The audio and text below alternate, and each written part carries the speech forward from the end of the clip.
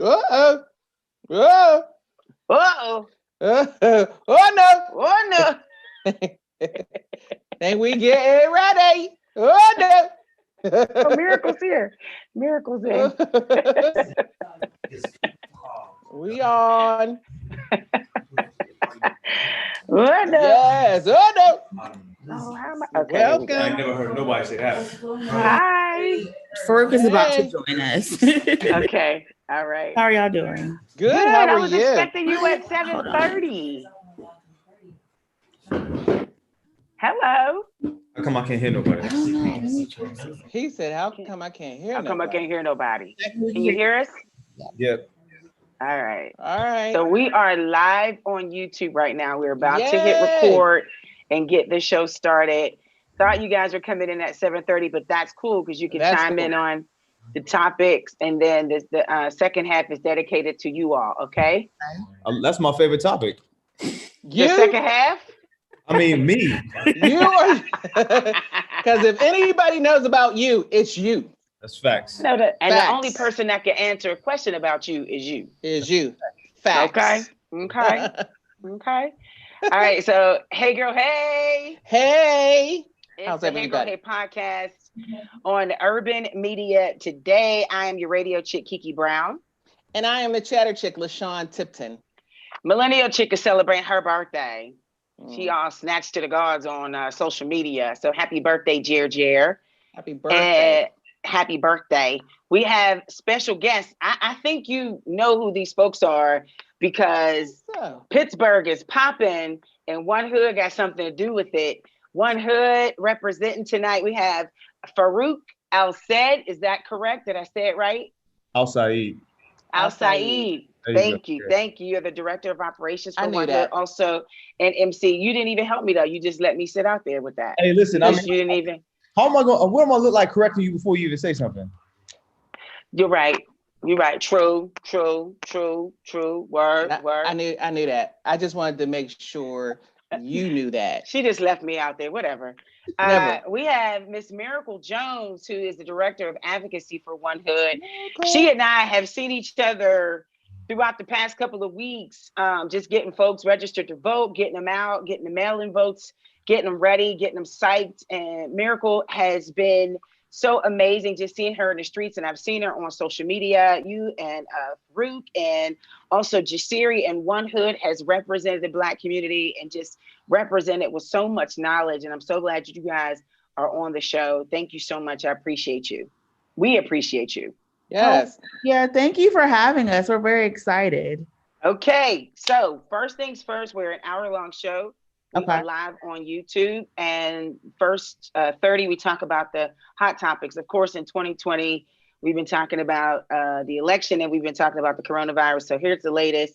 I'm hearing that there are some missing mail-in ballots in Pennsylvania. Of course, Butler County are reporting that 40,000 registered voters in the county, they've requested mail-in ballots, and so far only 24% of them have been returned, by far the lowest rate among the state's 67 counties. The county with the next lowest return rate is Fayette, which received 50% of request ballots. I checked online. I did mine at one of the voter empowerment events. I did mine right on site, and I checked and they said it was received. So have you all received? What's the feedback that you all have been getting, and what's your comment on the missing mail-in ballots? Just coincidentally, all these mail-in ballots are missing. What's that about? Oh, you're gonna rock, paper, scissors? Okay. Oh, this is what we're doing? Okay. Really? You Y'all? want it? Our minds were like two, like we were part of the same mind. So we call ourselves the Wonder Twins.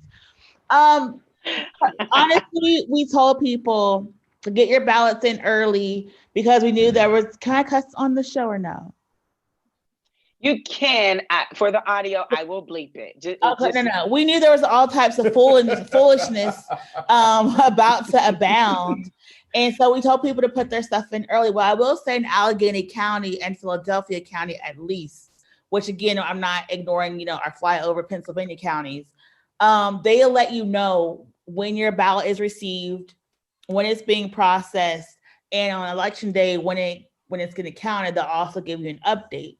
So if you go online to the website and it's not showing recorded, you need to call them maybe Monday afternoon and show up at your polling place at least to do a provisional ballot on Tuesday, because between the missing ballots, the QAnon postal service workers burning ballots and taking ballots, all types of foolishness is afoot. And so we just want people, if you're going to vote, to protect your vote. You want to go? Yeah. It's funny to me because this is like chickens coming home to roost in it. Because like Butler County, we know who they're voting for already. So those 40,000 votes to me, it's like cool. It's like, Right. Okay. It's like, but I mean, that's like they could have turned. They could have been Butler, Fayette. If Yeah, you drive out Fayette, all you see is Trump signs out Fayette. Yeah, I worked out there. When you elect the postmaster general specifically to impede the process of the post facilities in the country right now, and like, impede the government processes, what do you expect? Like this, you're gonna have collateral damage. And that's just kind of what we're looking at right here with these red counties now that are getting their own, they're getting a taste of their own medicine. They thought it was going to hurt the blue areas. And then now look, 40,000 ballots. How many people live in Butler County? Like 42,000 people. So like, yeah. I mean, look, you know what I mean? So it's like now, you're doing a disservice to your own constituency. And that's, but that's part and parcel with the Trump administration, isn't it? Like, for him leaving them people out to freeze the other night in Oklahoma to, getting his own ballots messed up. So, it's like, that's what we expect. It's incompetency at its best. I've never heard this before. Not even in when Obama was running. I don't recall ever hearing anything about missing ballots. Like, not this report. This is serious. Somebody's feeling a little threatened here. Florida just couldn't figure out how to pierce the paper. Yeah, so that's right. Okay. All right. For the longest, remember it used to be the chats. Well, I'm a little bit older than you guys because I'm a woman of a certain age. Experience. I just learned that term like 3 weeks ago. I've never heard that before. Woman of a certain age? Never heard that before. No? No. Well, I mean, you probably wouldn't think that I am, but I am a woman of a certain age, whatever that age is. Whatever that age is, I'm a woman of a certain age. Well, woman, what is the comment? So, because sometimes a woman of a certain age forgets what they're going to say. So I'm coming back. So I'm back for whatever reason. So back in the day, they used to have the Chads, and remember, this was like, I think this was back with the Bush era, the second Bush, and Florida had issues with the Chad because. It was more of a Democratic vote than the Republican. So there's always something going on around voting time. I think, I don't recall really during the Obama era too much going on. I know people were out voting in numbers, but not even like this. Nothing like this. This is something new, totally something new. And I tell you what, whoever can be put in office, that it doesn't matter to me. Right now, I don't live on systems. I'm a voter, but I don't live on systems. What does that mean exactly? I don't live on these government systems that they put in place for people to hold them down. You're not going to hold me down with these systems. It's not going to happen like that. Well, in my mind, I do very well. Yeah. I'm not going to be held down on for a system. And I don't think anyone should think system-wise. I think when people get defeated is because they're thinking things are going to be taken away from them. Let's be straight. It depends on who gets in office. Some things are going to be gone. But you can't live your life like that. You can't live your life talking about, well, all hope is gone because whoever he may be is in office. No, we can't be defeated because of this. We've come way too far to be defeated because of this. And I see things changing. I mean, this COVID, as much as people want to say it's a bad thing, it's changed things. It's changing systems because the people that you used to talk about who worked in the hospitals and cleaned the hospitals, people that worked at McDonald's, had these minimum wage jobs became essential during the COVID. Absolutely. These are essential people. So it's changing your mindset. And those are also the people that are dying, that they have to make makeshift hospitals to take care of these people. So you're seeing ridiculous. Our healthcare is bad. So people are so whoever gets in office, if you don't change this, you got to know that you're doing something's wrong. Right. We didn't have this before. I have to ask because, and we're going to get into this a little later, but with the Black vote, is the Black vote really that impactful? Is it impactful? One Hood, you know, you're still hearing people talking about nobody cares, no, but you know, my vote doesn't count. You know, us in numbers, is it impactful? Are we still impactful? Are we making noise? We are impactful. We are making noise. We are the pillar of voting and democracy in this country. We vote more than any other demographic in this country. I think I'm gonna say collectively, not like a general we, but collectively, we forget to lobby. We forget to do the follow up. We have full lives. You know, we got to work. We got to take care of our family. We have systems that are like weighing down and harming our communities, and we forget what the follow up. And so we have to go back into demanding more. I think also generationally, sometimes our parents and grandparents felt like they couldn't shake the table too much because like if wasn't safe too much, like they were getting lynched and hung and shot. And now we're like, no, we're not asking, we're demanding for everything you forgot to essentially left us out of. And so that's what we have to do now. Like we've seen how fast other communities get support and resources. And now, like now it's our turn. Include us or everything's gonna burn. That's where we are now. Yeah. All right. I just Farooq? But theoretically. No, I know what you meant. I know what you meant. But you gotta say that because people are like, what? Hey girl, hey. You better watch out coming near my house stuff. Farooq, real quick, last comment on this one. Go ahead. Yeah, I mean, you know, I think it's important because right now we're seeing a new form of voter suppression, right? We're seeing voter intimidation. We're seeing actual, you know, I don't want to say new, but you know, with new technology, you have new methods. And it looks like it did in the 60s, the 50s, you know, during the Jim Crow era. So I think the removal of post boxes was the most interesting thing to me. Like, I was mad. Like when I seen that, I was like, wow. Americans are bugging. Oh, that's gangster. We're just gonna remove the whole mailbox. Yeah, that was thugged out. Wow. That's crazy. That is crazy. Okay, so the next thing is, of course, I'm tired of talking about the coronavirus, but we are approaching a Corona Christmas, Corona Thanksgiving, and Corona holidays. Coming, but we ain't talking about Corona with the lime. We talking COVID. Dr. Rachel Levine says that she thinks that we need to avoid gatherings, holiday gatherings. So no family over for Thanksgiving, no family over for Christmas. And a lot of folks have been kind of ignoring it. Like, it's like the flu. I'm going to just, you know, ain't going to tell me not to spend time with my family. This is my kids. These are my kids. I have my son coming in to visit for Thanksgiving. I haven't seen him in months. So, you know, what's the response on that? Because now we got to come up with ideas like drive-by servings. We're going to make to-go plates. Everybody get their own double scoops. Keep it moving. You know, we've always made to-go plates. We've always done that. Yeah, but then this will stop the family member. This will stop the family member from coming with the Tupperware, the glassware.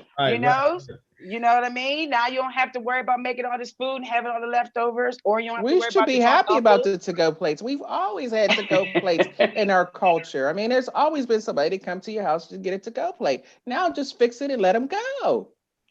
No more bringing ice for the to-go plate. No more bringing ice. Go ahead. So you guys were sensitive about the COVID. Go ahead.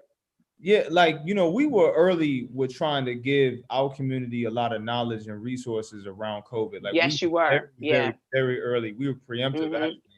I think, you know, like right now, people kind of got spoiled with the summer and they wanted to come out and they wanted to see things, and, you know, you were getting pent up. You didn't want to be in the house, but this is flu season. You're seeing cases spiked.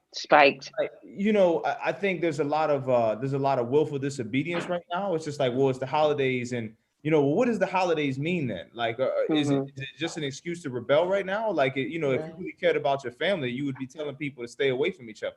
Like my brother got COVID.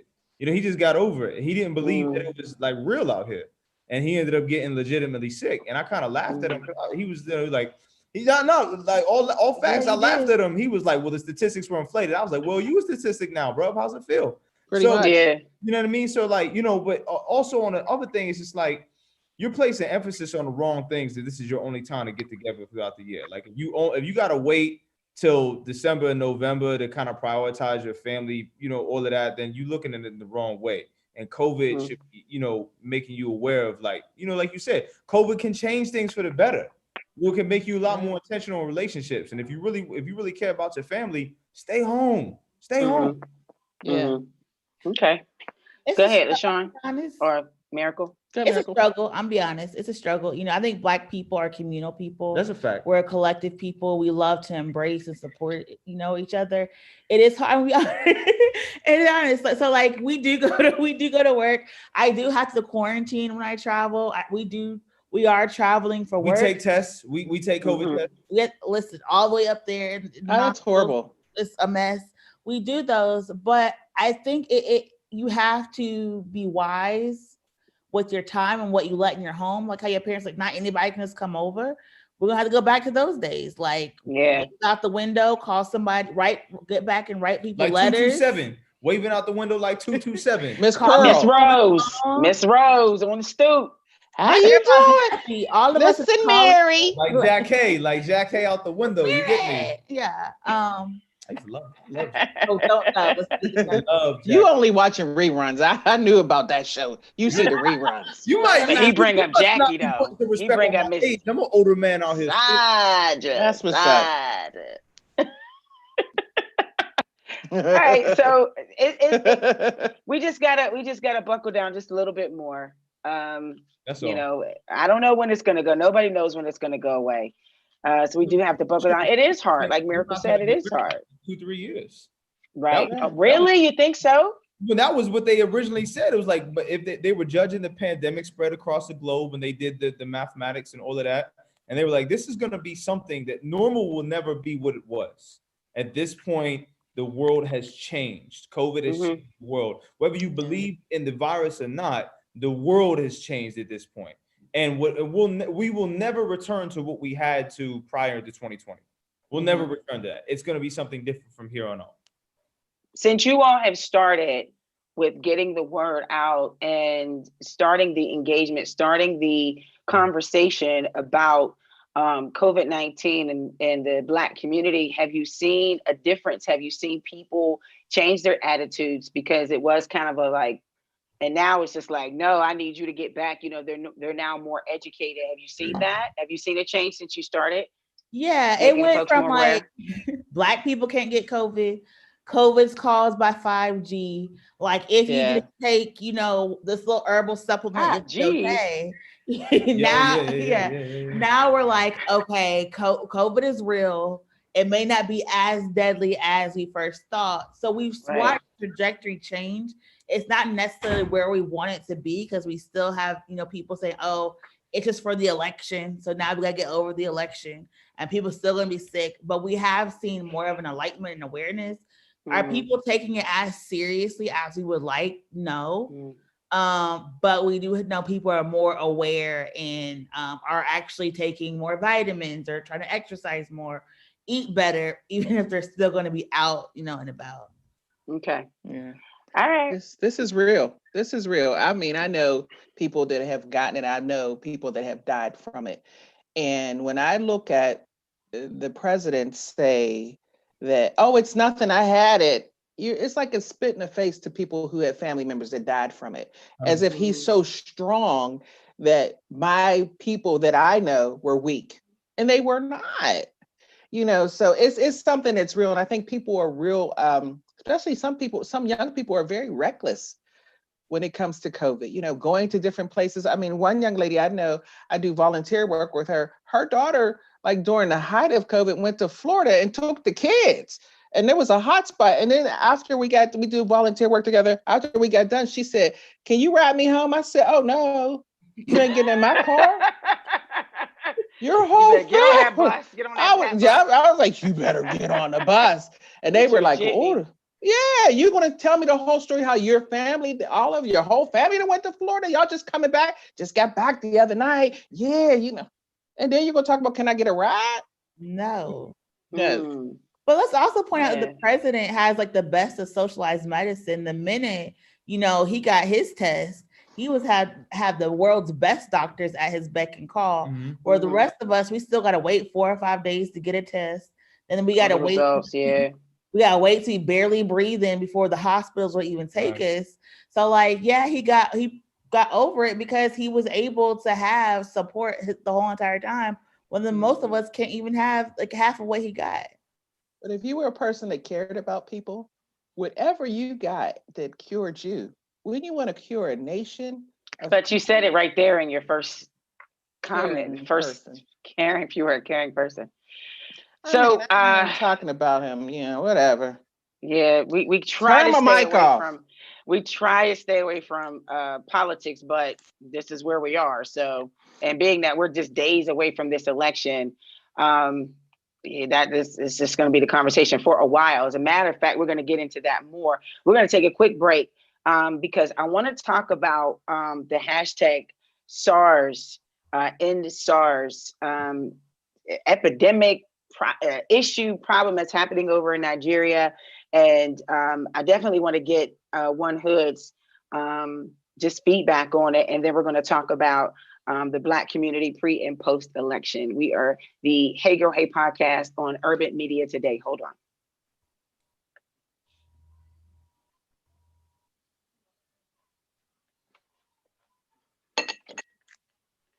Hey Girl Hey. Hey. All right, sorry. We are live on YouTube. It's the Hey Girl Hey Yeah, podcast. because they get to see me do all this on YouTube. Yeah, so we're doing a countdown. So we're live on YouTube right now. If you missed it, you're probably listening on Saturday at 9:30 a.m. on Urban Media Today via Live 365 and TuneIn Radio. So you'll hear like a little commercial, but while we're live, you'll see LaShawn counting down. So that's the type of staff we got. We got that type. We doing it like we that. We had tech here. We had right. tech. We have guests right in their living room. Now, is it One Hood Media or One Hood Power, or is it the same thing, just different branches? So tell me what the real Look is. at the Wonder Twins. They said at the same time. So One Hood Media is the 501c3, the nonprofit. One Hood Power is our 501c4 for political engagement and activism. Okay. Yeah. Okay. So IRS got it. Have to be separate. All right, gotcha. Farooq Al Saeed. There you go. Yeah, only one time. time. There you go. You got only it. one time. One who distinguished between right and wrong. That's what Farooq. That's Arabic. It's Arabic. Look at you reading books. So there you go. Yeah. Launch up yourself. Go on, big up yourself. No, don't get her started. Please don't. Please don't. Stop her right now. I'm impressed. Farooq is the director of operations for One Hood, and he's also an MC. Yeah. And he does so much more. So you definitely need to follow him on social media. And Miracle Jones, I mean, she's boots to the ground, director of advocacy, and she is a soldier. No doubt. Soldier, she's director of advocacy and policy for One Hood. They're joining us today. We're talking about end SARS. So please forgive my ignorance. However, this was the first time, I would say last week was the first time I've heard of this situation. And it's been going on for some time.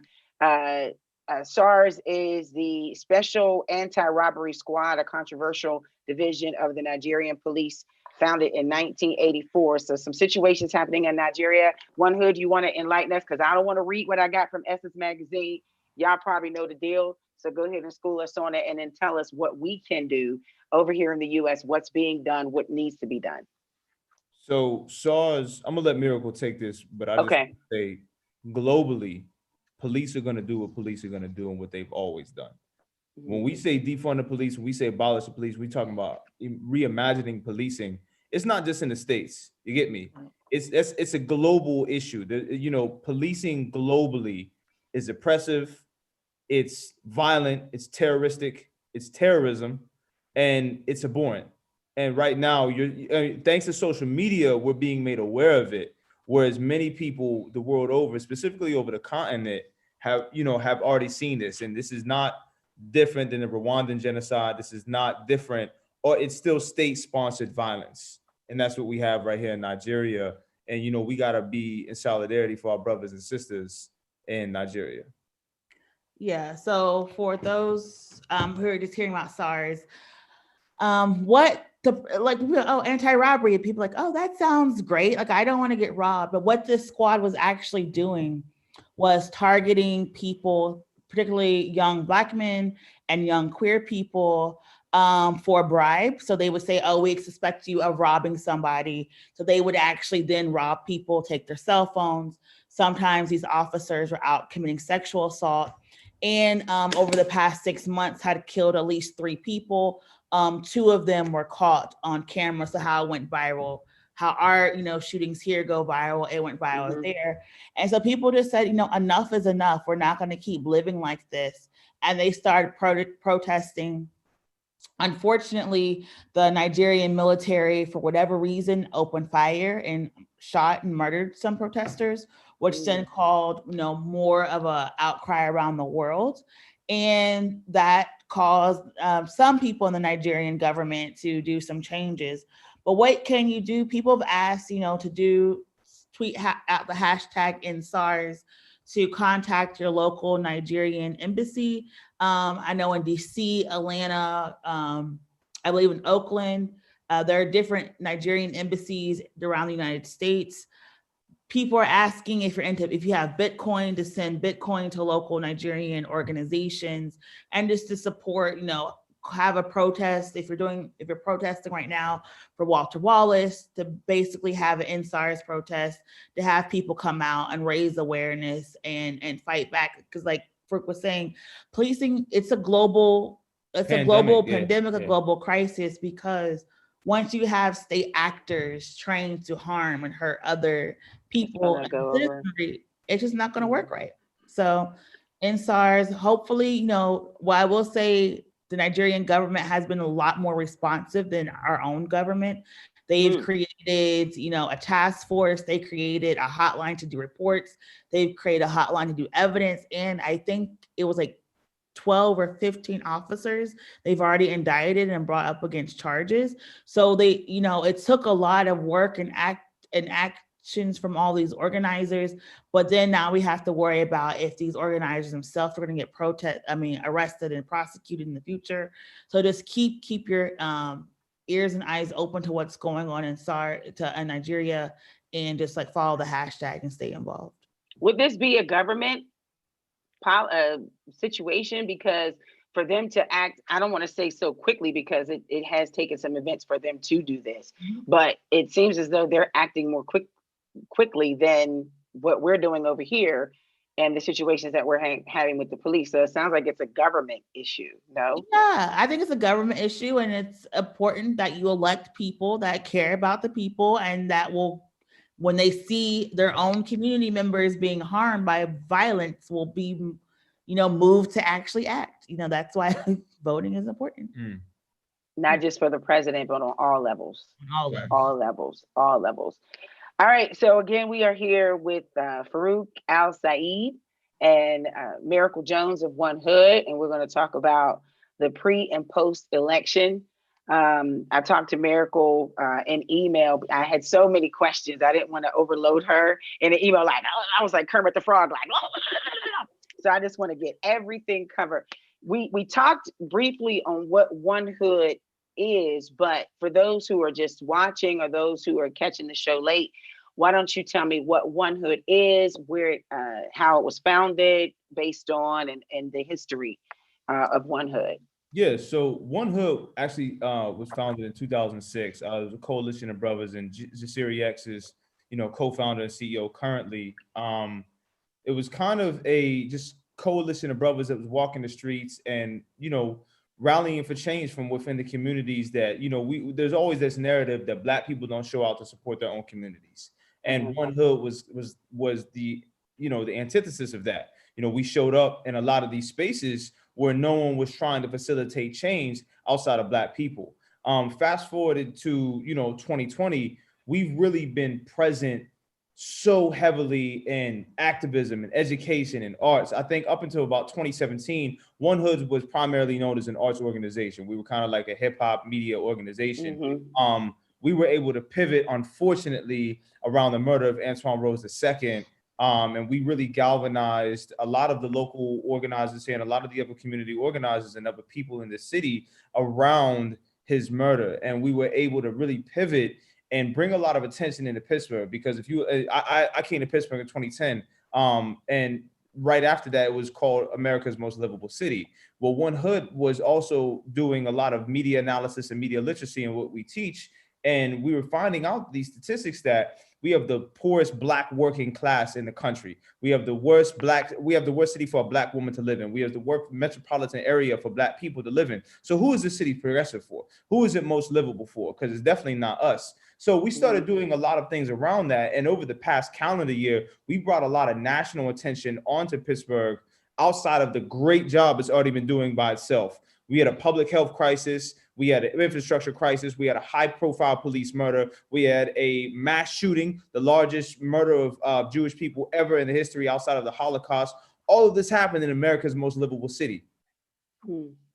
So One Hood has been, the kind of the keystone, no pun intended, of all of this, because we've been a bridge since we're next to Cleveland, since we're next to Baltimore, since we're next to DC, since we're next to Philly, since we're next to New York City, where all these people that we have connections with have kind of webbed out and reached and come into Pittsburgh, as all these other organizations are kind of doing this critical analysis of what's really happening in Pittsburgh right now. And whenever that happens, they contact us because, we have people like Miracle, who, like you said, is boots to the ground, 10 toes every day. And they want to know, like, yo, this city was dope. We have Google here. We have Amazon. We have Whole Foods. We have Duolingo. We have UPMC. How is all this happening? And because of white supremacy. And One Hood is here, kind of pulling back the curtains and letting everybody see Wagwan here in real time. Okay. Yeah, and I'll say one other thing that One Hood was created to do was to change the perception of Black people. There was a study done, I forgot what it was called, I do apologize. I should know this. Portraits of something. Yeah. But it was about a Pew Center. It was about a Pew Center, and it showed, I'm sorry. Go ahead. Yeah. It would show that 97% of the time that Black men were represented in the media, it was for crime. 2% was for athletics, 1% was for quality of life. So if 97% of the time Black men are in media, and we only make up 11 to 13% of the population in the county, how? That's statistically inaccurate. So that has to be shown not only a white supremacist media structure, but also a white supremacist law and judiciary structure. So we were teaching and educating in that. And that's actually how we got our first grant for the Media Academy, which is, up to now is our most famous and well-known and well-requested program. We literally teach you how to analyze media. And also how to find different stories. We push different stories. Tell our own narrative. We're not a monolith. We have so many people or so many different vast experiences. We're all here. We probably all have so many things in common, but so many things we have not experienced, And so we're pushing those narratives as well, just because we want people to live and be free and be happy and not have to live with these systems. And so it's really cool that we do music videos. They do rap ciphers, concerts, things. I those cipher things, rap those things. We have poets. I like the poets. I like our poets. You kids, I got some bars music myself. Keep them over there. We got a studio. Come through. We got a studio coming through. Don't do it. I'm coming through. Don't do it. Yeah. Lock the door. Always different pieces. This is my year. I'm coming through. Yes. Let me ask you both this, Farooq and Miracle. Would you say that you are the new version of the Black Panther Party and the new version of the NAACP, or do you all look at the twins? I wish, girl. I wish we could. I am a person in the media. I have to ask these questions. No, we're not. We're not. We're us. We're One Hood Media. We stand on their shoulders, right? We stand on the shoulders of the Panthers, the nation, the NAACP, the freedom fighters. We stand on their shoulders. We've learned from their mistakes, right? We've taken their lessons, we've taken some of their plans, and we've applied it. But we're different. We're creatives. We're individual thinkers. Sometimes we try to move as a unit. We disagree on a lot of things, and so we're individuals. But no, like we're just people Black people trying to make the world better for other Black people. We're not. I would say we're not as Some people think we're radical. Other people don't think we're radical enough. My father was a Panther. Okay. So, I think anytime you like one hood, the thing is, and it's been called to our attention over the summer of the protest. We are a media group. We are media. At the end of the day, we analyze media, we broadcast media, we televise media, we create media with all, and there's nothing wrong with that, right? We are professionals. We collect salaries, yeah, but at the same time, we still 10 toes. And not like Miracle said, we're not all from the same background, but Blackness is universal and our experiences aren't. So we out here kind of all moving simultaneously, but at our own pace. I love the fact that people think we're like the Black Panthers. I'm with it. I was saying, yeah, I like it too. I was like, I see it, and I see moving. And I think at one point it was interesting because at one point all of one hood was Muslim, and that's not the case anymore. Sorry, y'all. My apologies. Was it all men as well? Do you have a number of women? No. Before Celeste. No, Talia was Muslim. Yeah. Talia was here. She was Muslim. We had we have Muslim men and women in here. So, but the founders are mostly men and Muslim. Yeah. But I've ruined it. I'm sorry. Don't say you ruined. No, you enrich our presence. And the diversity. That's right. I like him. I like him. I like Farooq. I like him. I like. Don't big up him around. Don't make him. Okay. All right. Right and wrong. So we have an upcoming election. We have an election happening soon. In what, 5 days? This is going to air we have it coming November 3rd. What does this mean for the Black community if Trump wins? What does it mean for the Black community if Biden wins? Does it matter because we just still Black? We still got to struggle. We still got to work hard. Or does it mean, what does it mean? It means we still got to work.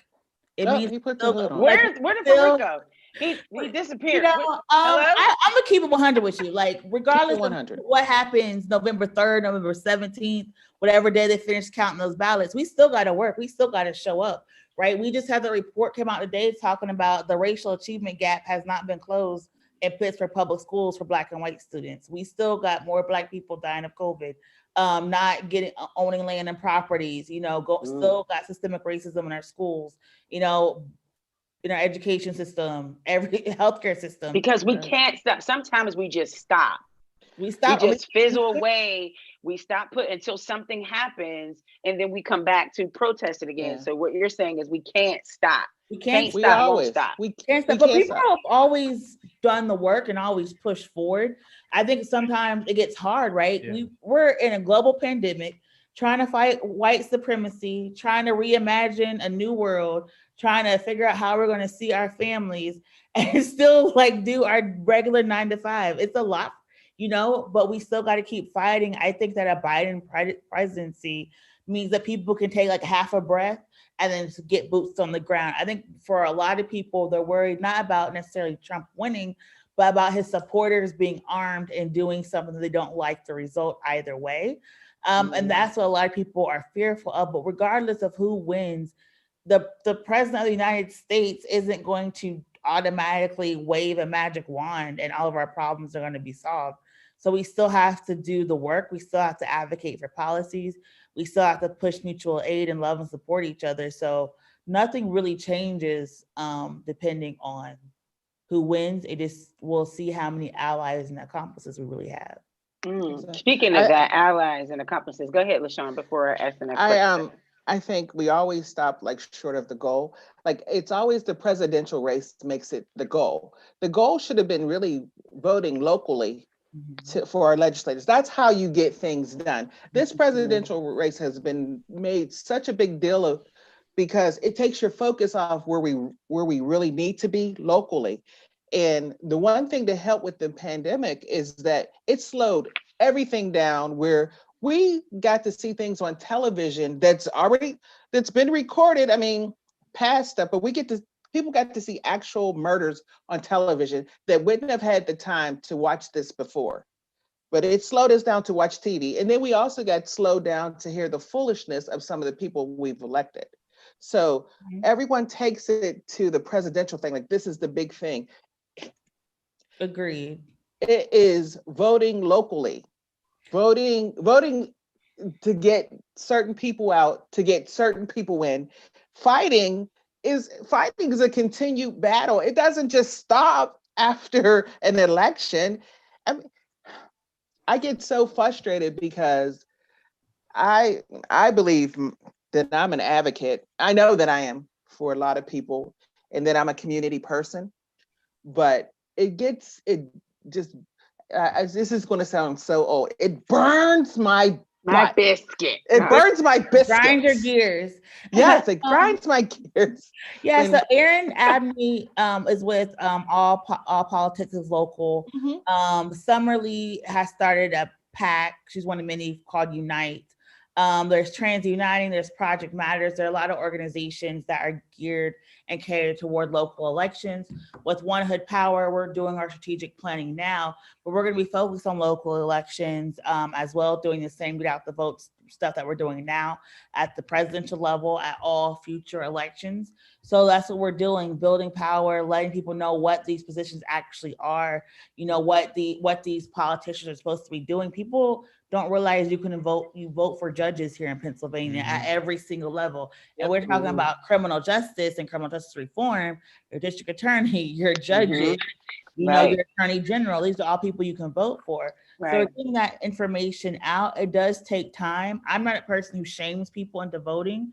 I believe in giving people stuff to vote for, policies and platforms to vote for, and educating and engaging folks. So that's how I take it, and but yeah, we have to do better as a community. I think we're going to see a shift. And I will say COVID, what helped us is seeing all these politicians talk about just let them die. Right? Just let like, wait, what? Hold me? Yeah. What? So I think that's what was the biggest shift, because we thought our politicians really cared about us, and that whole facade was like, the wool was pulled over our eyes, and now we're like, oh well, that's what we gotta deal with. Yeah. So do you think it's time for a Black party, as Diddy proposed? I mean, is it time for a Black party? Allegedly. Not the birthday party, not that. Yeah. The Black party. That's crazy. This kind of goes to my piece about it. Is like where I said Blackness is universal, but the experiences aren't. There is no, like, that's why you cannot have a ubiquitous Black agenda. We're not a monolithic people. There's a whole bunch of things that Black people just won't agree on culturally. And we're like right now, what is it? Was it ADOS?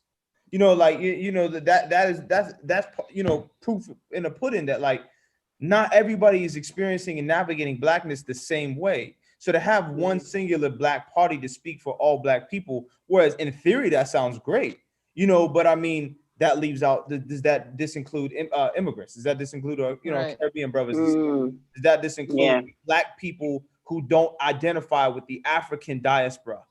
You get me? So it's like I'm an immigrant. My mom's from Lebanon. My dad's from Montreal, Quebec, Canada. So like my experience with Blackness is completely different than Miracle's. She grew up in a Black South.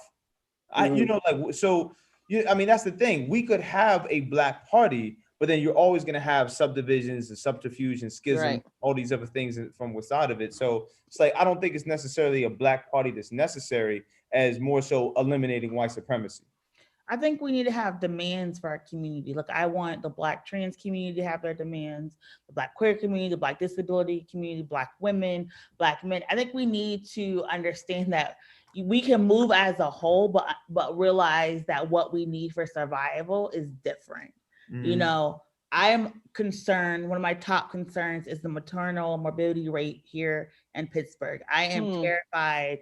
Like all of my friends who've been pregnant in the past year and a half, all of them are Black, almost died, right? All of my white friends had really good pregnancies. Yeah. That's something that scares and petrifies and terrifies me. So that's what I care about. Like my brother is talking about, he cares about, investments and, police accountability. So we're still Black, but we have different things that we care about. And that's what I want. we need to see it. Understand that we're moving as one unit, but like we have different priorities, and that's okay. Yeah, that should be celebrated. Absolutely, yeah. I mean, we should never look at the division within Black people as something like, I think that's so much is like we have so much time spent. Well, you're not Muslim, you're not Christian, or Black people are probably some of the most religious gangbangers on the planet. You know what I mean? And that's why we call ourselves one hood, because so in Pittsburgh, it was like Pittsburgh suffered some hoodism. You from East Hill, so I don't rock with you. You get me? You from the Hill, I can't link with you. You from Longmont, Right. Right. It's so late for that. Like, we gotta stop that. It's not there's not enough Black people in Pittsburgh for you to be that divisive. Yeah, we can't. It's not enough people, not enough time. Like, exactly. That's old. Like, that's back in 80s. Like, nah, we gotta stop that. Let me ask you this though. The agenda that Ice Cube was pushing, and now I'm hearing he's refusing a meeting with Senator Kamala Harris. I know, Miracle, I see your face twisted up. Yeah, what's that about? What's that about? Why are we angry with Ice Cube, or should we be angry with Ice Cube? Should he not represent us? I know you probably have answered this question several times, but with us, it's once. So this may be breaking news for your show, because Lil Wayne, Weezy F Baby, is meeting with Trump as we speak and endorsing the Platinum Plan. So, life is as life does. I have decided that, like Farooq was just saying, we're not all one as Black people. I just want more from Black Republicans. I want you to advocate unapologetically for Black people.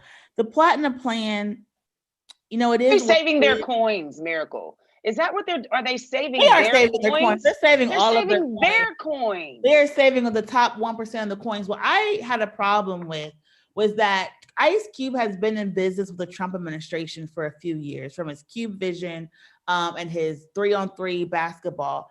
And he just came out like, I just happened, I emailed Kamala, I emailed Donald, and Donald was like, no, Donald's your business partner.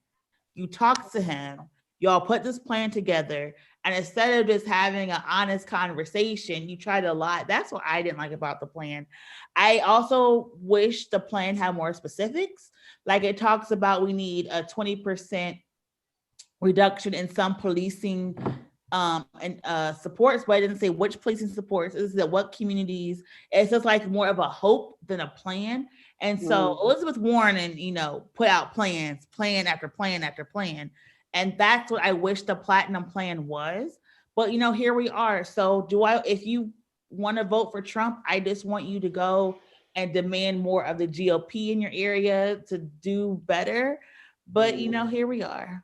I want you to know that this is the longest any of us have been on a public show without cussing. I commend you. Thank you. Yeah. Thank you. I appreciate you. What the hell is that? We emphasize authenticity of one hood. I'm okay. I'm only kidding. Talking grease, get me. Absolutely. She's not. All right, so we're almost finished. So we have a final 10 minutes. Is there anything else? Here's another question. How can we as a people unite, stay stronger, become more awake and aware of what's happening in our communities? Is it protesting? Is it voting? I mean, we may have touched on it, but just in case someone is just now checking in, what can we do as a people? What do we need? If we need to get instruction, right? What is the instruction that we need to do? Bloom right now. Planted. If you are not comfortable protesting, do not protest. It's not for everybody. We tell people like the front lines aren't for everybody. If everybody gets arrested, who's gonna bail us out? Mm-hmm. You know what I mean? Like, we need, that's why I kind of hate that thing is like all Black people were kings. No, all Black people weren't queens. We had warriors, we had doctors, we had farmers, we had teachers, we had vagabonds, we had everything in between. Black people, you know what I mean? Like when the Hoteps get moving on it, they think all Africa was just Egypt. Nah, It's like bloom where you planted. That's a beautiful way of putting it. What you can do though is you can just ask questions. Ignorance is quelled with knowledge, right? And knowledge starts with a question. You always have to quest for knowledge, and it's a quest on. That's why it's a question.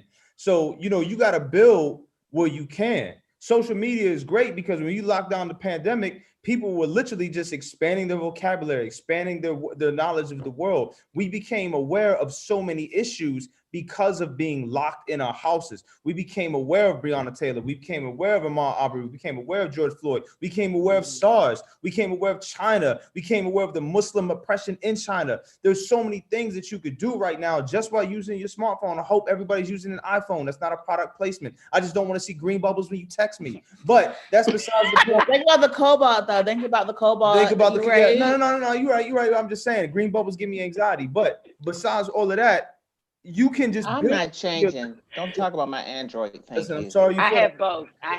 Sorry. We want better for you in 2021. We do. But but turn my mic off. But not like really and truly though. It's like you can build from your. Oh no, she's gone. She put a you on you. She put a me on me. But what I will say, I'm gonna interrupt. What I will say is talk to your elders and your ancestors. Read Fred Hampton, read Audre Lorde, read Angela Davis. Figure out where bigotry, anti-Blackness, anti-Semitism, homophobia, transphobia show up in your life, right? If you're a writer, write letters to the editor, write letters to elected official. If you are someone who's a teacher, look at your lesson plan. See how diverse and inclusive your lesson plan is. If you're someone, who is retired, can you babysit the children in your neighborhood so that, the moms and dads and the parents and caregivers aren't stressed? Are you a person who can farm? Can you feed your community? Like, figure out what your talents and where your gifts are and go from there. You don't have to be on TV. You trust me. We get so many death threats and so many people not liking us. That's the thing. They don't see that side of it. You don't really. Yeah. Being in public is not like the best thing, right? Let one of us mess up. We get arrested. You're gonna see our mugshot on every single TV state. That pressure is not for everyone. But what you can do is show up in your community, mentor some kids. I always say, what are the children in your community who are getting in trouble, who are getting suspended? Who mentor them? A lot of us like to mentor the kid who's in the top 10%, of the class. Who already got. It's just easier for them, though. That's why, because it's easier for them. Right. Go out and support. If you see kids out, keep masks in your car. Give people masks. I know with a couple of collectives here, they have kits in their bags, so when they see homeless folks, they give people kits, with food, snacks, different things that you can do. If you're a professor, what is being taught at your class? Are you checking your colleagues that say the N-word in class? Are you if you're a medical professional, are you making sure that everyone knows that what the pain threshold of Black women are? Like, you don't have to be necessarily out on the street, but what you can do is check your environment and your surroundings and build from there. Thank you so much. How can we reach you? How can we get more about One Hood? What's all the social media platforms, website, email, whatever? And not for hate mail. We talking for information. No, listen, if you send me hate mail, I will report you to the FBI. That's right. That's right. I want the system that you believe in to deal with you. So we are at One Hood, on Facebook, Instagram, Twitter. At One Hood Media. At One Hood Media. The number one. One and then Hood. At One Hood Power on Instagram, Twitter, and Facebook. You can email us at info@onehood.org, and that's how you can reach us, or you can DM us on social media. Your Instagram is what? At Supervillain Saeed. Yeah. Supervillain Saeed. SAID, yeah. And yours, Miracle. You can just reach me on the at One Hood, at One Hood Power. Yeah, we keep Miracle away from people. Because Miracle, sometimes I try to be professional, but sometimes I don't. And you did such a great job today. Pow, pow, pow. I've never seen. I mean, every time I see you, you're just as pleasant. I'm the one they gotta be like, yo, Farooq, don't say this. I had to make sure Miracle was wild today. Listen, well, I appreciate it. Earlier, I was spicy. Y'all are so silly. And see, that's another thing. People look at the representatives of One Hood and they're like, they're just so serious. You're human. You laugh, you cry, you're serious. You reach. I'm the most Yeah. serious one of all four of us, right? They always tell You're me the most like, what? Say it again. Serious. I'm the most serious one of the four of us. And sensitive. I'm just sleepy right now. That's why I'm like, a little more. Oh, okay. Yeah, I need it's about my bedtime. But Black joy is such a necessary tool. So laugh, dance, That's eat good right. food, Mhm. turn up. We ate good food all week. We did. We've been ordering food. Shout out to Salim. Is it Salim? Salem's. Salems. To our Salems. community, they say Salems. I had some Salems today. Listen. We did. Them and Grandma. Listen. I'm telling you. I've still never had Yeah. Grandma who?